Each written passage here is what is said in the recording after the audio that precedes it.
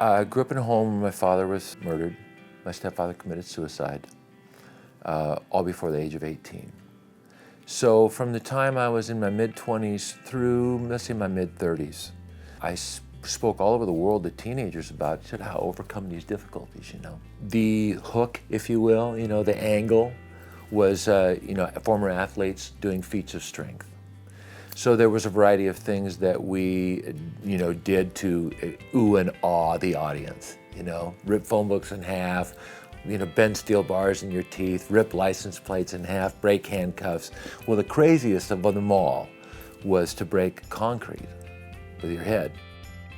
Did that contribute, combined with the trauma of my father and my dad's suicide and murder, head injuries from football, concussion kinds of injuries, and 20 years of hitting,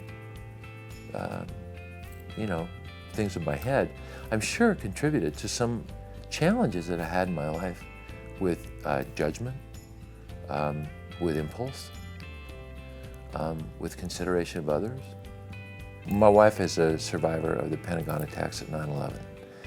And in her recovery process, as certain modalities presented themselves, she decided that the things she had learned were valuable enough to share with others.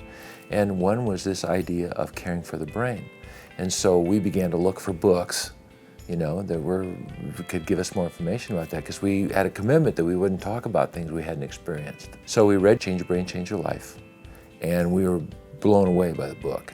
It just really challenged us in an area that we hadn't really thought much about before on a day-to-day kind of basis. Eventually that led us to come here and say, hey, we'd like to find out what's going on with ourselves so that we could help others. The journey of the last 3 years and the decision to inform myself what was really happening with my brain, which from what I understand could not have really happened with another technology than SPECT imaging, the way that this has. It's profoundly changed my life. The cumulative effect of mindfulness and better decision making, I can tell you now, I'm sleeping better. I feel better equipped to navigate emotional challenges or conflicts.